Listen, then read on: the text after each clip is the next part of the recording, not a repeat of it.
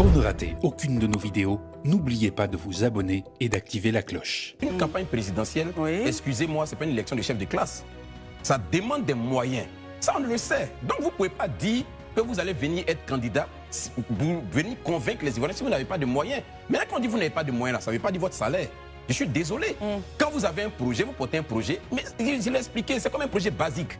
Quand vous avez le projet, vous n'avez pas forcément le financement. Mais il faut mobiliser le financement. Vous allez vers les personnes qui peuvent vous donner le financement, n'est-ce pas? Et puis vous réalisez votre projet. Voilà. Donc, vous ne pouvez pas dire que vous voulez être à la magistrature suprême et vous allez dire, moi, je n'ai pas d'argent, je croise les bras. Vraiment, il faut que je sois élu président. L'élection présidentielle exige du financement, exige qu'on ait des moyens. Maintenant, quand je dis avoir des moyens, ne veut pas dire que moi, Élysée, j'ai dans mon compte 2 milliards, 4 milliards, 14 milliards. Je ne dis pas ça. Mais je veux être président, je sais que j'ai besoin de 2 milliards pour réaliser ma campagne. Mais je commence à mobiliser les fonds. Avec des partenaires, des amis. Vers les ressources où je peux avoir les moyens. Vers des personnes qui peuvent m'accompagner, ceux qui portent ma vision, qui éventuellement peuvent m'accompagner dans ce projet. Je donne les moyens. Très bien, Il faut arrêter de faire la fine bouche. Il n'y a aucun pays au monde où on ne brigue la présidence. S'il vous plaît. On ne brigue la présidence avec les mains vides. Ça n'existe nulle part. Comme monter seul pays au monde. On brigue la présidence avec S'il vous plaît, messieurs. S'il vous plaît, messieurs. S'il vous plaît, messieurs. Messieurs. Merci beaucoup. Regardons justement le démenti, justement pour faire une annexe à ce sujet-là, le démenti porté par l'avocat maître Dadje de la candidate Simone Gbagbo, qui a démenti avoir justement demandé du financement. Et puis on embraye en même temps, messieurs, avec le communiqué qu'elle a produit, disant justement qu'elle se retire de la CAPSI pour pouvoir se concentrer momentanément, sur son projet, justement pour devenir président de cette nation. Docteur Barry. Écoutez, Madame Simone Gbagbo, permettez que j'intervienne sur le point concernant la CAPSI. Je pense qu'elle saisit là l'opportunité de s'assumer pour moi. S'assumer pourquoi? Elle est dans une coalition. Selon vous, c'est un acte stratégique, justement. Elle ne quitte pas la coalition. C'est un discours politique, en fait. À la réalité, elle quitte la coalition. C'est l'autre chose. Les hommes politiques, il y a ce qu'ils disent et à ce qu'ils laissent. Donc, vous dites qu'elle quitte, selon vous Pour moi, elle quitte. C'est aussi simple que ça, parce que dans la coalition, il y a deux partis politiques que sont le FPI et le PDCI qui ont clairement exprimé qu'ils ne soutiendront aucun candidat. Donc, à quoi ça sert ou bien qu'est-ce que ça rapporterait à Mme Simone Gbagbo de continuer à siéger au sein de CAPSI alors que le président, qui est le président Thiam, qui avait été désigné par ses pairs, n'est pas là, il n'est pas candidat et son parti a dit clairement que lui, il est dans une logique de contestation du mandat ou du 4e mandat du président sortant qui est le président Alassane Ouattara. Donc, qu'est-ce qu'elle gagne sur le plan politique? Cela ne veut pas dire que certains partis de la CAPSI ne la soutiendraient pas.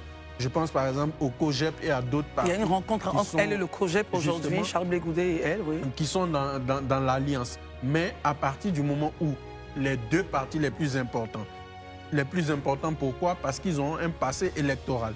Ils ont déjà compéti. Ne la soutiennent pas.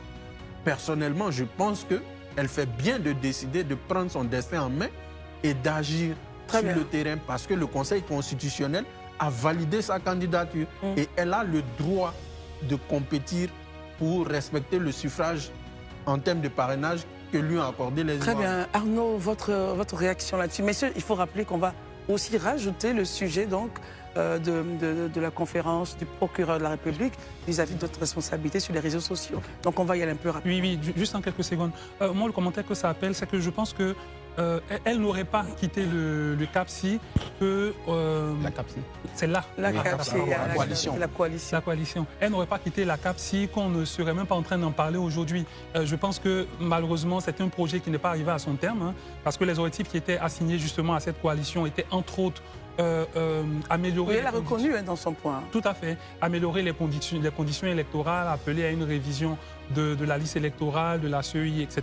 Et on se rend compte que sur l'ensemble, enfin sur la plupart de ces points, en tout cas, on n'a pas beaucoup avancé. En termes de dialogue politique également, on n'a pas beaucoup avancé, même si on a eu quelques rencontres entre des ténors de l'opposition et de la coalition, justement, et certaines personnes du pouvoir. Donc moi, je pense que... elle ne quitte pas la CAPSI. Oui, je pense qu'on aurait pu se passer de se communiquer parce que elle serait toujours membre de la CAPSI, que ça n'aurait pas eu, à mon avis, un grand impact à moins qu'il y ait d'autres raisons que nous, on ne peut pas avoir de donner notre position.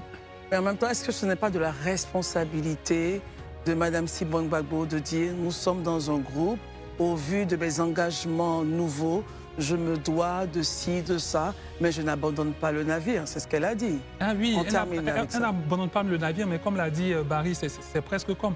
J'aurais encore aimé qu'on quitte complètement la CAPSI, mais là, avoir une position un peu ambiguë, ça donne du grain à moudre, alors qu'elle n'en a pas besoin actuellement.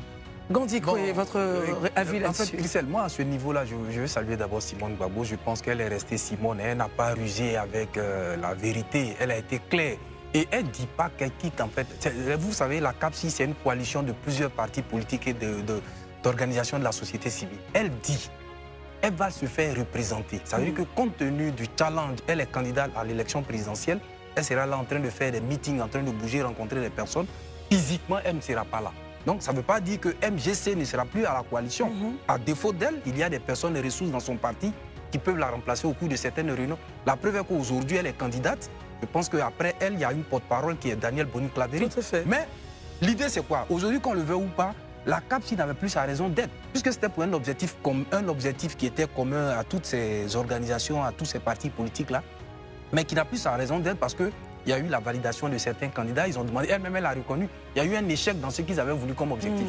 Donc, dans les faits, la CAPSI n'existait plus et elle leur dit, bon, moi je dois passer à autre chose. C'est comme quelqu'un, par exemple, avec lequel vous êtes là, qui doit préparer une chose comme son baccalauréat, il vous dit à un certain moment, bon les gars, je vous laisse parce que moi j'ai d'autres challenges qui est vraiment mon examen. Mais on est toujours ensemble. On est toujours ensemble, mais je ne sais pas là physiquement, personnellement, mais il aura des réponses. Et à ce niveau-là, il faut l'applaudir, ça fait plus sérieux, ça fait franc. Voilà, et elle est honnête. Simone est restée Simone, telle qu'on la connaît.